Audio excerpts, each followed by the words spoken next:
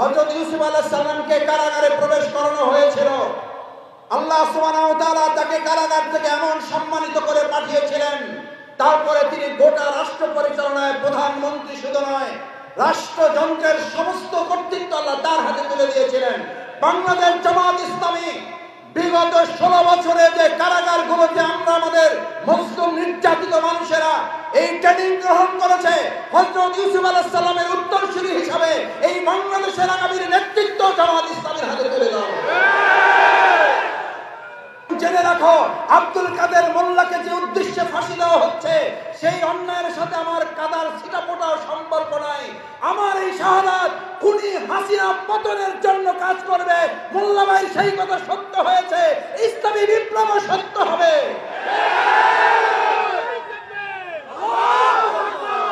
আসসালামু আলাইকুম ওয়া রাহমাতুল্লাহি ওয়া বারাকাতুহু।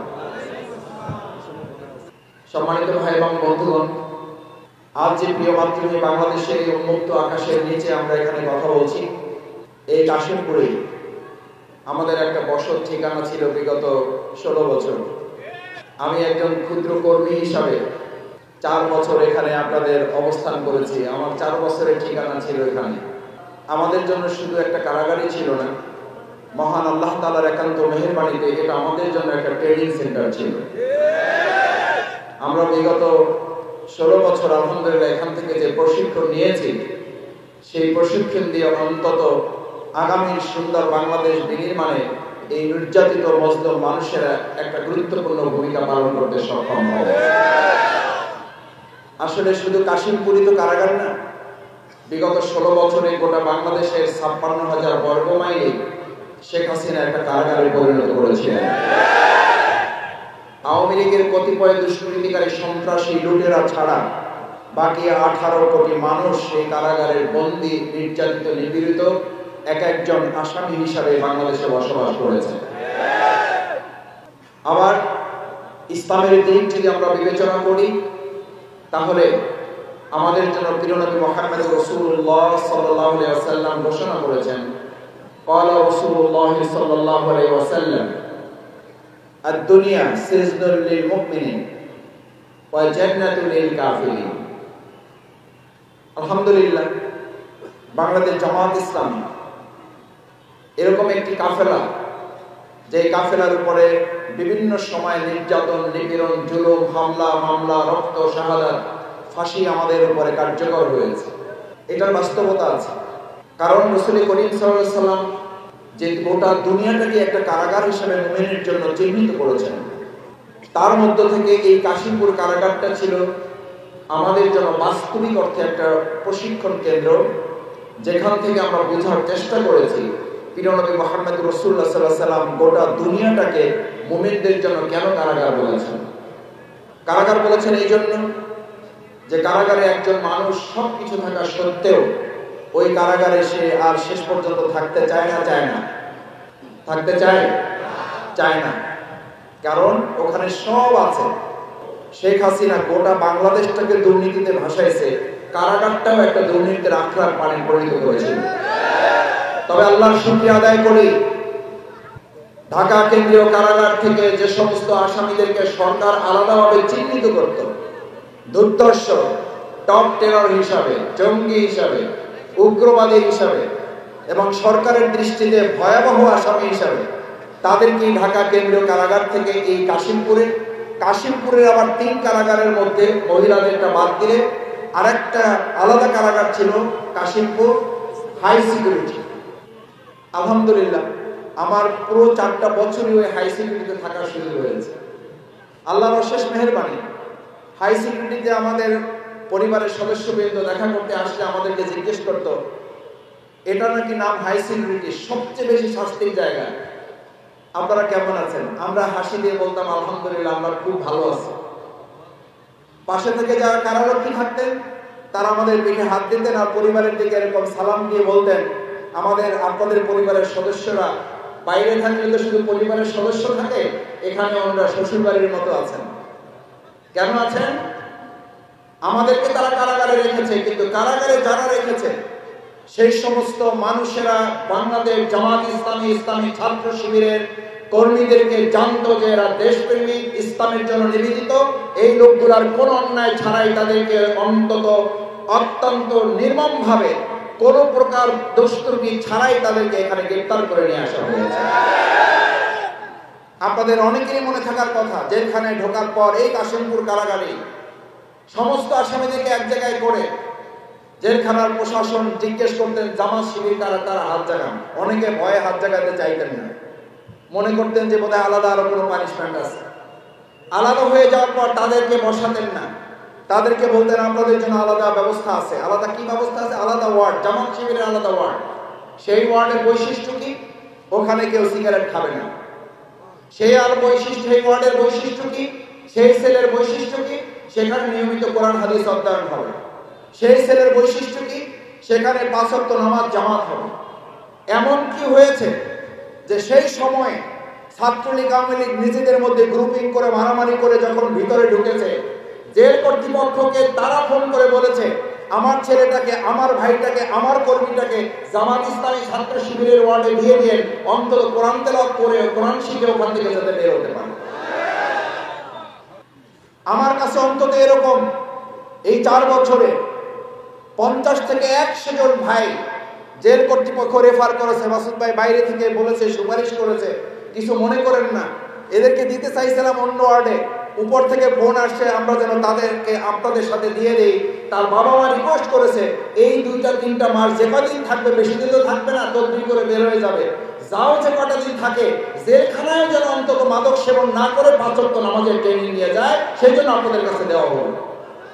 আলহামদুলিল্লাহ, বিগত 16 বছরে বাংলাদেশ জামাত ইসলামী আমরা বাইরের জগতে যতটা দাওয়াতি কাজ করার সুযোগ না পেয়েছি, এই কাশিমপুর কারাগারগুলোতে বিগত 16 বছরে আমরা তার চেয়ে কয়েক গুণ দাওয়াতি কাজ করার সুযোগ আল্লাহ তাআলা আমাদেরকে তৈরি করে দিয়েছেন।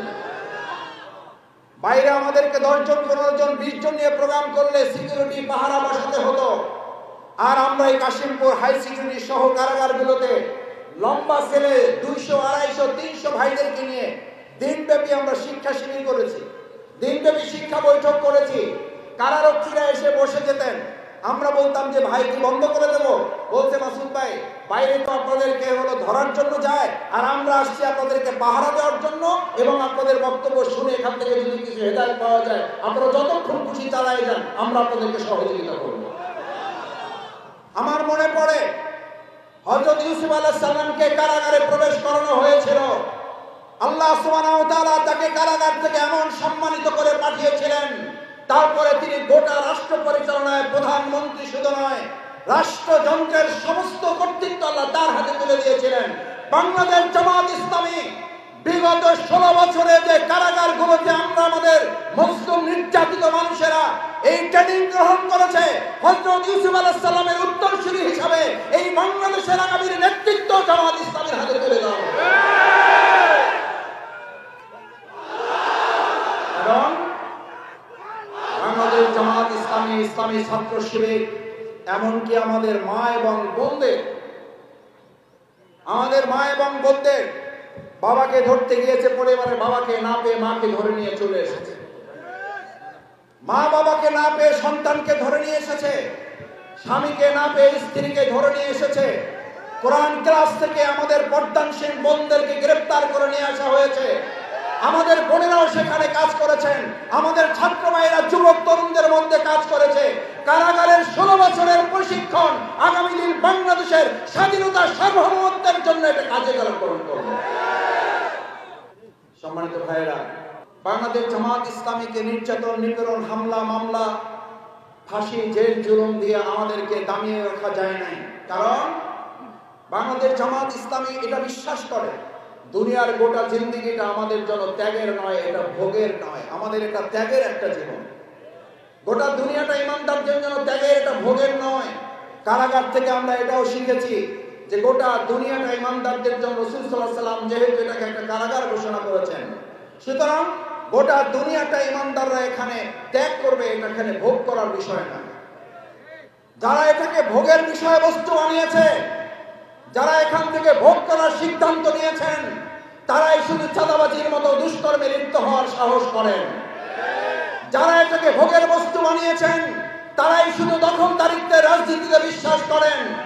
যারা এটাকে ভোগের বস্তু বানিয়েছেন তারাই দেশের শাসক হওয়ার সিদ্ধান্ত নিয়েছেন। বাংলাদেশ জামাত ইসলামী এই বাংলাদেশে আর শাসক দেখতে চায় না। বাংলাদেশ জামাত ইসলামী সেবকের দায়িত্ব পালন করে জনগণের পাশে থাকতে চায়। কারণ শাসক হয় তারা যারা ভোগের রাজনীতি করে, আর সেবক হয় তারা যারা ত্যাগের রাজনীতি করে। বাংলাদেশ জামাত ইসলামী ত্যাগের রাজনীতি করে বলেই আমাদের বিরুদ্ধে জেল জুলুম ফাঁসি নির্যাতন নিপীড়ন হামলা মামলা চালিয়ে আমাদেরকে এক সেকেন্ডের জন্য তারা থামিয়ে রাখতে পারে নাই। ভবিষ্যতেও যে কেউ আমাদেরকে বিবেচনায় রাখবেন, বাংলাদেশ জামাত ইসলামী এক আল্লাহ আল্লাহ রসুলের নীতিমালা অনুসরণ করে বলে এই দুনিয়ার আর কারো রক্ত চক্ষুকে আমাদেরকে পরোয়া করতে হয় না। সুতরাং বাংলাদেশ জামাত ইসলামী 2006 সালের পর আপনারা খেয়াল করেছেন একটা স্থূল কারচুপি নির্বাচনের মধ্য দিয়ে আওয়ামী লীগ যখন 2009 সালের ক্ষমতা গ্রহণ করে, ক্ষমতা গ্রহণ করার পর প্রথম প্রশাসনকে দুর্বল করার জন্য তারা তথাকথিত বিডিআর হত্যাকাণ্ডের ঘটনা ঘটিয়েছে। আমরা আজকে কাশিমপুর কারাগারে এখনো অনেক বিডিআর ভাইয়েরা আছেন, আমাদের কেন্দ্রীয় কারাগারে অনেক বিডিআর ভাইয়েরা আছেন, যে সমস্ত ভাইয়েরা নির্দোষ অবস্থায় জেল খাটছেন। আমরা সেই সমস্ত বিডিআর ভাইদেরও দ্রুত তাদের মুক্তির দাবি জানাচ্ছি। বিডিআর হত্যাকাণ্ডের মধ্য দিয়ে খুনি হাসিনা প্রথম সিদ্ধান্ত নিয়েছিল প্রশাসনকে দুর্বল করে নতজানের একটা প্রশাসনিক ব্যবস্থার মাধ্যমে জনগণের উপর নির্যাতন নিপীড়ন চালানোর জন্য।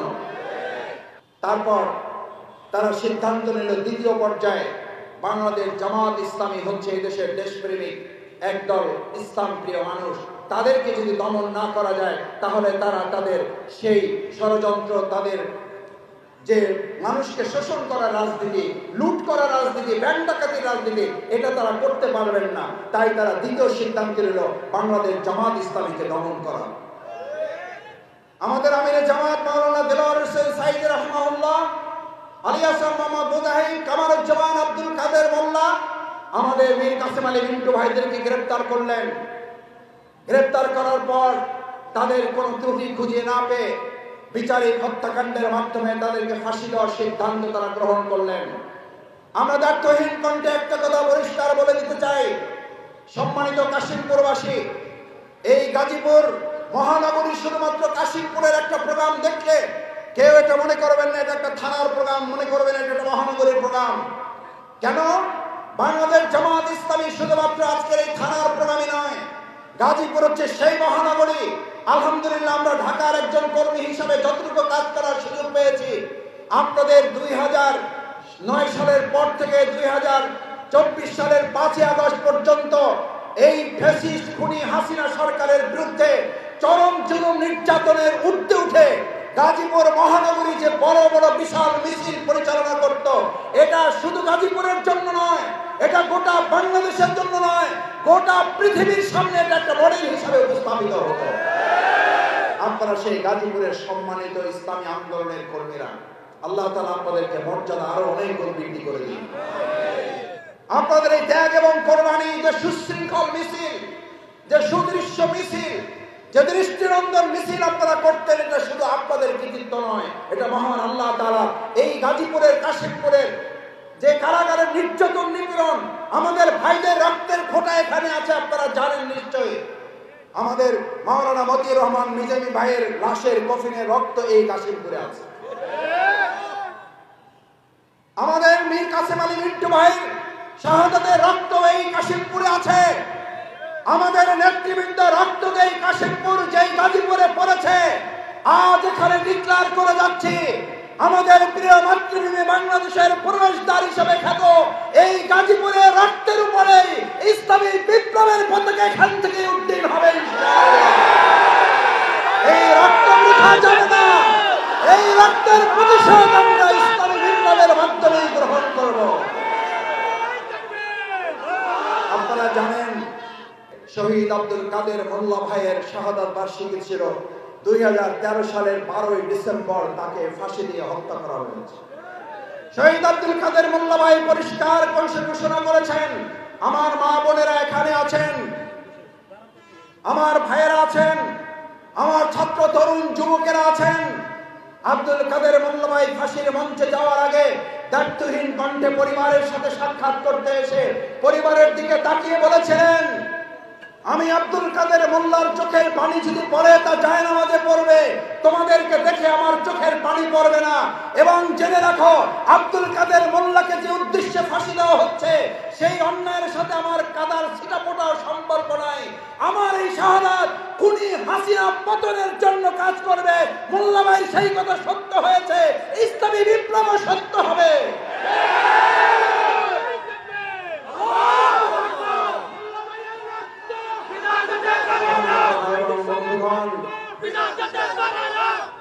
বাংলাদেশ জামাত ইসলামী বিগত সময়ে সরকার অত্যন্ত ন্যাক্কারজনক ভাবে আমাদের শ্রমিকদেরকে কোণঠাসা করে রেখে শুধু কতিপয় পাঁচাটা সরকারের দালাল কিছু মালিকদেরকে প্রণোদনা দিয়ে আমাদের শ্রমিকদেরকে শেষ করে দেওয়া হয়েছে। আজ দাবি জানাচ্ছি, অন্তর্বর্তীকালীন সরকার শ্রমিকদের ন্যায্য অধিকার যেন তাদের হাতে ফিরিয়ে দেওয়া হয়। ভিন্ন ধর্মাবলম্বী ভাইয়েরা এখানে আছেন। অ্যাডভোকেট সাইফুল ইসলাম আলিফ ভাইকে চট্টগ্রামে হত্যা করা হয়েছে দিন, তার কয়েকদিন পরে আপনারা মিডিয়াতে পত্র পত্রিকায় দেখেছেন সেখানকার প্রশাসন সুনির্দিষ্ট তথ্যের ভিত্তিতে যে আসামিদের গ্রেফতার করেছে তার মধ্যে উল্লেখযোগ্য সংখ্যক ভিন্ন ধর্মাবলম্বীরা। যেদিন আলিফ ভাইকে হত্যা করা হয়, শহীদ করা হয়, সেদিনও বাংলাদেশ জামাত ইসলামী তাদেরকে মশা থেকে রক্ষা করার জন্য মশারি উপহার প্রদান করেছে। তারপর আমরা তাদের শীতবস্ত্র উপহার প্রদান করছি। আজকেও আমরা মেডিকেল ক্যাম্প করেছি আমাদের ভিন্ন ধর্মাবলম্বী মা এবং বোনদের জন্য। আমার সম্মানিত ভাইয়েরা, আমাদের প্রতিবেশী রাষ্ট্র বাংলাদেশকে নিয়ে বিরাবার চক্রান্ত করেছে, এখনো চক্রান্ত করছে, তার কার্ড হিসেবে ভিন্ন ধর্মাবলম্বী ভাই বোনদের ব্যবহার করছে। আজকে জানিয়ে দিতে চাই, সাম্প্রদায়িক কোন শক্তিকে কাজে লাগিয়ে বাংলাদেশকে অস্থির করতে দেওয়া হবে না। কারণ আমাদের ভিন্ন ধর্মাবলম্বী ভাই এবং বোনেরা একথা পরিষ্কার করে জানিয়ে দিয়েছেন, ভারত তুমি নিজেকে সামলাও। যেই খুনিকে, যে ফ্যাসিস্টকে গোটা পৃথিবীর কেউ জায়গা দেয় না, সেই খুনি ফ্যাসিস্টকে ভারত আশ্রয় দিয়ে ভারতের জনগণকে আমরা দায়ী করছি না। ভারতের বর্তমান নরেন্দ্র মোদী সরকার সংবিধান লঙ্ঘন করেছে, আন্তর্জাতিক বিধি লঙ্ঘন করেছে। এই দায় নরেন্দ্র মোদী এড়াতে পারেন না, এই দায় তাকেও নিতে হবে। আপনারা পত্রিকায় দেখেছেন, সাংবাদিক বন্ধুগণ এখানে আছেন, গত কয়েকদিন আগে সেখানে আওয়ামী লীগের 60 জন ধর্ষককে গ্রেফতার করা হয়েছে। ওরা আমাদের বাংলাদেশকে কলঙ্কিত করে, তোমাদের ভারতকে এখন কলঙ্কিত করছে। দ্রুত গ্রেফতার করে বাংলাদেশে তাদের পাঠিয়ে দেওয়ার ব্যবস্থা করা হোক। ইসলামের বিধানের আলোকে চললেই কেবল মানুষের শান্তি এবং কল্যাণ নিহিত হতে পারে। সেই লক্ষ্যে আমাদের সিদ্ধান্ত নিতে হবে। আল্লাহর আইন চাই, সৎ লোকের শাসন চাই। এটার লক্ষ্যে আমাদেরকে সৎ নাগরিক হিসেবে নিজেদেরকে গড়ে তুলতে চাই। কারণ যে জাতি যেরকম হবে তার শাসন ব্যবস্থাও সেরকম হবে। আজ এখানে ভাইদের কাছে জানতে চাই, পর্দালালের মা বোনদের কাছে জানতে চাই, ভিন্ন ধর্মী ভাইদের কাছে জানতে চাই, আমরা ওমরের শাসন পাওয়ার জন্য ওমরের নাগরিক হওয়ার মতো তৈরি হতে সিদ্ধান্ত নিতে পারবো। আল্লাহ আমাদেরকে ওমরের মতো শাসন ব্যবস্থা কবুল করুন। সেই প্রত্যাশা ব্যক্ত করে কাশিমপুর সংগঠন থানা এবং মহানগরী জামাত আমার মতো ছোট মানুষকে দাওয়াত দিয়ে যে সম্মানিত করেছেন, আল্লাহ সুবহানাহু ওয়া তাআলা এখানকার ইসলামী আন্দোলনকে তার চেয়ে কয়েক শত কোটি গুণ সম্মানিত করুন।